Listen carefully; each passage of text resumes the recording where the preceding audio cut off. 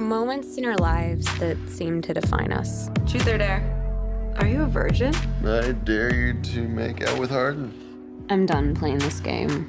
The story sort of started out famously as like a piece of fan fiction. Can you talk about how you got into that world and sort of how many stories you had written before and like how you got to this? Yeah, so I've always been a reader of fan fiction. I've always been a reader in general since I can remember.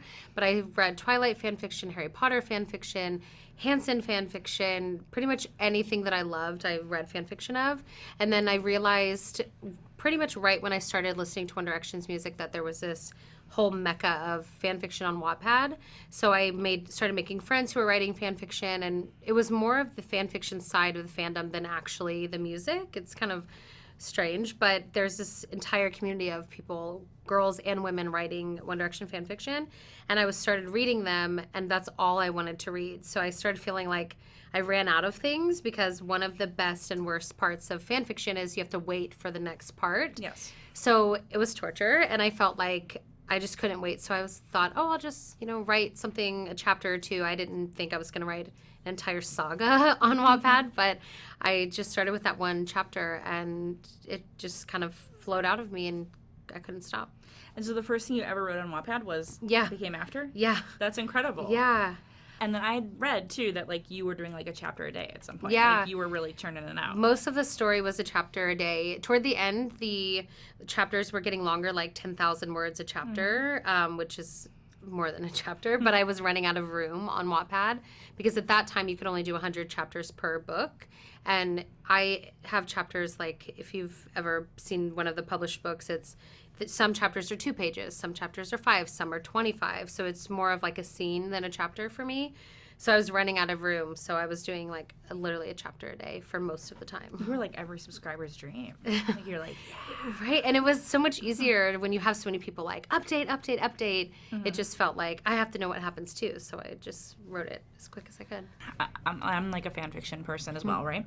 And I think a lot of people are sort of like, fan fiction, it's weird, blah, blah, blah. But I also think it's like a place for women, and it's kind of just a prompt to start a story. Do you know what I mean? Sometimes a little bit. Like, it's like a place, like, I kind of like this, but then not every story is like some weird fetish thing. It's so strange, because there's so many different kinds of fan fiction. And with After, for example, if you take out the names, there's nothing else that's similar. There's no one in a band, no one with the same family life.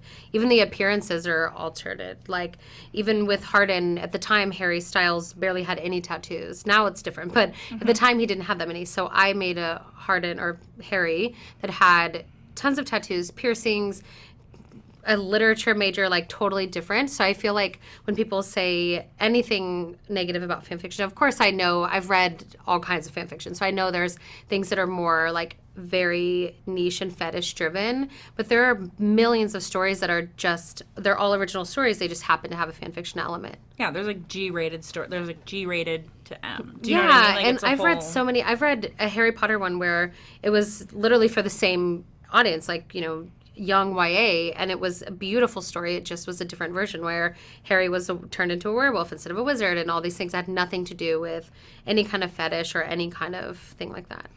I think also that there's some stigma to like romance in general. Do you know what I mean? Like, I don't know if you saw this week, like Stacey Abrams was on the Colbert Report. Mm-hmm. She used to write romance novels. Yeah, and he had her he read it. That was super inappropriate. He read it in kind of like a shitty way.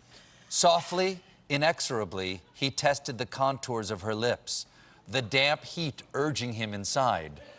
Reaching for patience, Luke sank down into the chair she'd abandoned and settled her across his lap. Her eyes fluttered open, her fingers clutched at his shoulders. When she tugged him closer, patience fled. That was pretty gross of him, to be Yes. honest.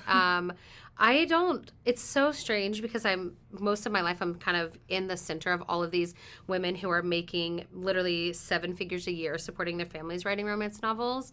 And then when you look at these great American authors, and half of these men aren't even writing their own books anymore. Mm-hmm. So it's funny how they I guess funny's not the right word, but that's the only one I can say on camera, I'm sure. But it's interesting to me how women are so shamed into romance or for writing romance when half of these men are taking their same plot, writing it a million times, and they're all violence. So it's like, it's funny how Like men, spy novels, you can write the same one over and over. and that's over and a over. thing. And a lot of the big spy novelists it's now their name and someone else's name.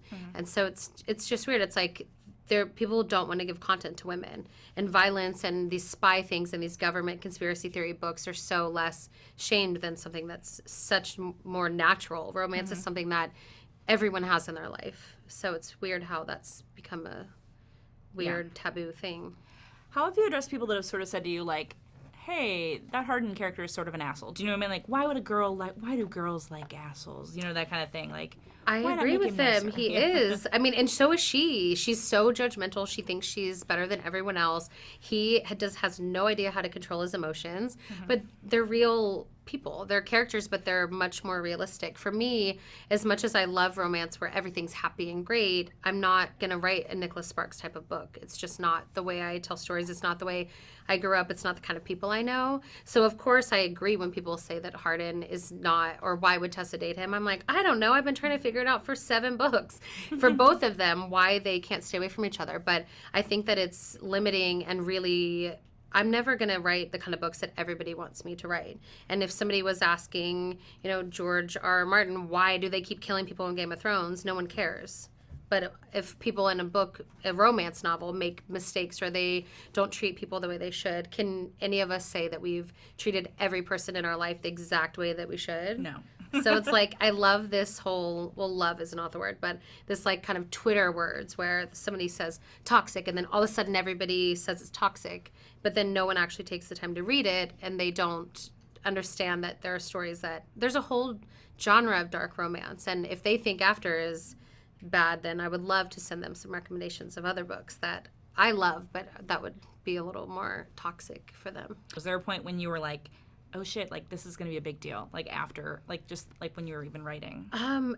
Yeah, I think I had like different levels of it. Like I used to be able to respond to every comment on Wattpad, and there was just this one day where I was literally at my computer like a cartoon character, like trying to keep up, and I was like, I can't keep up with it anymore.